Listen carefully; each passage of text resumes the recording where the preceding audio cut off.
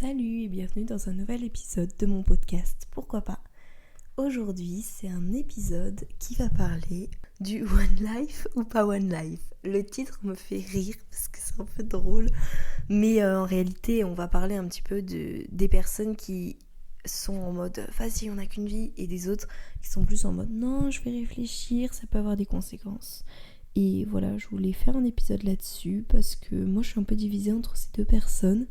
Et je trouvais que ça pouvait être cool un petit peu d'analyser, de voir d'où ça vient ça en fait. Avant de commencer, je vous invite à vous abonner, à liker cet épisode, le noter s'il vous plaît et de réagir, ça me ferait très plaisir. Voilà, c'est un épisode que je voulais trop faire parce que moi je suis tout le temps partagée entre l'idée de allez fonce, on n'a qu'une vie comme je disais dans l'intro et l'autre idée de tu ferais mieux d'y réfléchir, ça peut avoir des conséquences. Et tu sais, là, la petite voix qui te rappelle à l'ordre à chaque fois que tu veux faire un truc. Et c'est de ça dont je voulais parler. Pourquoi certains arrivent à penser en mode One Life tout le temps et les autres non. J'avais vu des notions qui expliquaient ça en cours, donc je vais vous les partager. Jingle. Non mais en vrai, des fois, je me dis... Pourquoi pas ? Pourquoi pas ? Pourquoi pas ? Pourquoi pas ? Pourquoi pas ? Pourquoi pas ? Pourquoi pas ? Un podcast par Onoa. À la base de tout ça, on explique les différents comportements des individus en fonction de leur rapport au temps.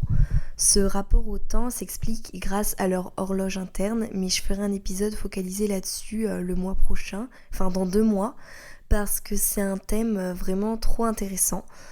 Du coup, on se retrouve dans 2 mois, c'est-à-dire au mois de novembre, parce que le mois prochain, c'est un épisode sur mon parcours au piano, j'en ai fait une petite vidéo, ce sera sympathique. Donc je vous invite à être là le mois prochain et dans 2 mois pour voir la suite, écouter surtout la suite de cet épisode sur One Life ou pas One Life. Donc bref, je reviens, j'aimerais parler du fait qu'on trouve que le temps passe trop vite, qu'on ne profite pas assez et donc c'est de ça dont je vais parler en fait, du temps qui passe vraiment trop vite et de cette sensation. Donc rendez-vous dans 2 mois. Mais c'est pas le sujet du jour, je reviens sur mon thème. Donc vous avez tous connu des gens qui sont super One Life et qui s'en fichent de tout. Et puis il y en a d'autres qui n'ont pas cette vision-là, mais qui sont plus prévoyants et qui analysent un petit peu les situations.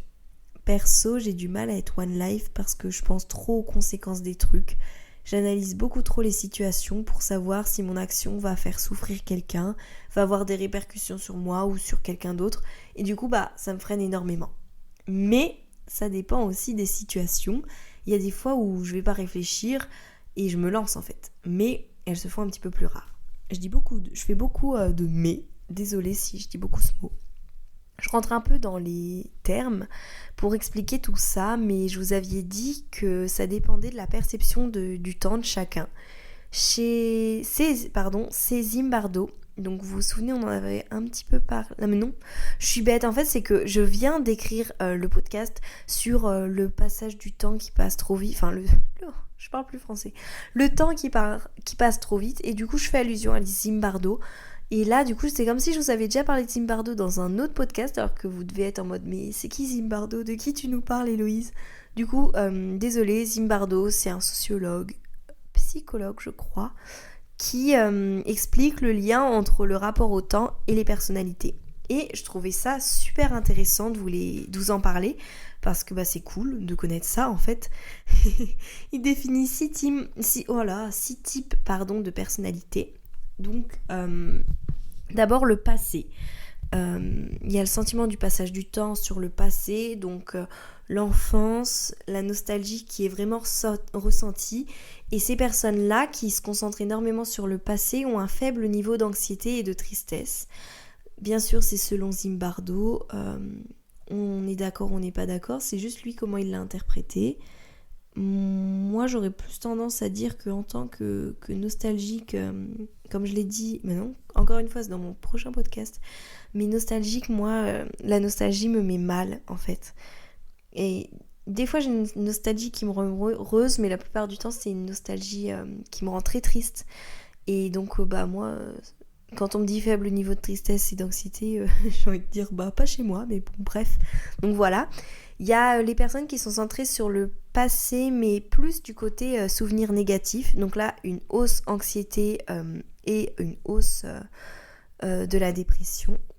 Il y a le présent hédonisme, il appelle ça, c'est-à-dire qu'en fait on recherche du plaisir et on évite la souffrance. Donc là ce sont les personnes One Life. Ils sont prêts à prendre plein de risques et ils s'en fichent parce qu'ils sont constamment à la recherche du plaisir. Il y a aussi le présent fatalisme où là il n'y a pas d'autonomie, pas de libre arbitre. Les personnes croient tout ce qui est écrit et si ça arrive, ça arrive. C'est un peu le côté extrême si on peut dire. Il y a donc là on fait en fait 2 passés, donc à chaque fois il y a le passé positif, le passé négatif, le présent positif, le présent négatif si je peux dire, pas positif, négatif, mais vous voyez l'aspect heureux, malheureux. Et il y a le côté futur orienté vers un but de vie, donc là qui est plus malheureux, et le futur transcendant, enfin quoique là les 2 types de futurs sont pas ouf niveau bonheur, mais du coup il y a le futur orienté vers un but de vie, donc tout est programmé, il y a un seul objectif, la personne est peu dépressive, mais recherchent peu de sensations, elles peuvent être impulsives ces personnes et ont un ego très élevé. Donc là c'est plus le côté un petit peu bonheur. Et il y a le futur transcendantal où là les personnes vivent le présent pour préparer le futur dans une autre vie. L'objectif est d'être prêt pour le après. Donc là c'est plus axé religion parce que c'est être prêt à se réincarner après, être parfait pour être réincarné. Enfin voilà, en fait toute notre vie on se prépare à vivre notre vie d'après finalement. On se prépare à vivre notre vie une fois qu'on sera mort. Donc voilà, je trouve cette vision assez rigolote, enfin toutes ces visions avec le passé, le futur et le présent, parce que en fonction de votre histoire, en fait, on peut déterminer votre futur, vos futures émotions et vos différents fonctionnements. Vous voyez, si vous êtes One Life, c'est que vous êtes à la recherche du plaisir, mais ça on le sait. Mais je vais prendre un exemple plus concret. Si par exemple vous avez un niveau faible d'anxiété, mais non, je cherche un exemple en fait, mais j'en trouve pas. Voilà, si par exemple vous n'avez pas trop de libre arbitre, que vous êtes un peu en mode si ça arrive, c'est que vous avez eu un passif où vous êtes pris des coups en fait et vous étiez en mode, et maintenant vous êtes en mode je m'en fiche de tout en fait. Et chaque événement explique votre comportement actuel et c'est ça qui m'intéresse. Et du coup on voit que les personnes One Life ont plus tendance à prendre des risques, comme si ces personnes-là n'avaient pas peur des conséquences de leurs actions, même si celles-ci pouvaient conduire à la mort en fait, parce qu'elles n'ont pas peur, mais souvent c'est des risques que ces personnes prennent. Et moi, je peux pas m'exprimer à ce sujet, mais je sais pas comment vous faites les personnes One Life pour l'être tout le temps, parce que je comprends que vous recherchez une satisfaction constante, c'est logique et normal parce que tout le monde en recherche, mais en même temps, parfois, vous vous mettez en danger et vous vous inquiétez pas. Et je trouve ça impressionnant d'arriver à avoir ce recul-là, de vous dire je vais faire ça se trouve, j'ai une chance sur 2 pour rester en vie, mais c'est pas grave. Et vous arrivez à vous dire c'est pas grave, on verra plus tard. Et ce mindset là, il est grave cool parce que vous devez vous sentir tellement léger en fait. Il faudrait un juste milieu, être un peu One Life mais aussi un peu prévoyante. Comme ça, vous avez cette légèreté mais vous mettez pas en danger non plus. Et Zimbardo présente le second cas, celui qui organise et trouve un but dans sa vie. J'en ai déjà un petit peu parlé, mais en gros, la vie, on la trace afin de réaliser notre but. Moi, je fonctionne un peu comme ça, mais beaucoup font ça, je pense. J'ai constamment besoin d'objectifs, de buts, et je ne supporte pas de rien faire. J'ai l'impression que ma vie est inutile, en fait, si je réalise rien de ma journée, si j'ai pas de projet. Du coup, j'ai pas du tout cette légèreté puisque je prévois toutes mes étapes, toutes les réactions à avoir, etc. Je sais pas si vous êtes comme ça, mais déjà pour revenir à ce que je disais, dans ma journée, si moi je réalise pas mon but, en fait, j'acquéris pas des compétences afin de réaliser mon but. Souvent c'est des gros projets que je me cale, je peux pas rester une journée sans rien faire, soit je dois composer un morceau, soit je dois écrire un podcast. Vous voyez, même là, à peine je termine un projet, je recommence un autre, je peux pas ne rien faire, je veux que ma vie soit utile et qu'elle soit utile pour moi en fait, et qu'à la fin de ma vie, même si du coup je pourrais pas me le dire si je meurs, que je me dise j'ai fait tout ça dans ma vie, elle a été rentabilisée en fait. Et ce mindset-là, il est bien, mais il est pas bien. Parce que d'un autre côté, je sais pas me reposer. Je sais pas me poser et me dire, c'est pas grave, aujourd'hui t'as rien fait, tu t'es détendu. ça j'y arrive pas. Et du coup je culpabilise si je fais pas. Et du coup c'est bien et pas bien. Je sais pas si vous êtes pareil, mais bon bref, j'arrête de parler de moi. Mais du coup vous avez peut-être cette légèreté, ces personnes-là qui arrivaient à vous dire aujourd'hui je me détends, chill, c'est pas grave. Et ça peut être dangereux aussi, par exemple l'année dernière j'avais tout prévu, donc là je reviens à moi, j'avais tout prévu à la fac. Et de manière à ce que tout se passe bien, j'avais tout idéalisé, je pensais que ce serait parfait puisque j'avais tout prévu finalement. Et ça n'a pas suffi, étonnant. Et du coup je comprends que Zimbardo dise que ces personnes-là soient compulsives parce qu'elles se fixent tellement de choses qu'au bout d'un moment on s'épuise et on en a marre et on craque et bam, on devient impulsif. C'est pour cette raison qu'il faudrait vraiment réussir à trouver un juste milieu. Si vous êtes le genre de personne à avoir ce juste milieu, faites-moi signe s'il vous plaît, donnez-moi vos conseils, j'en ai besoin. Et même partagez-les s'il vous plaît pour qu'on puisse connaître vos astuces. Mais du coup, en parlant d'astuces, passons aux solutions.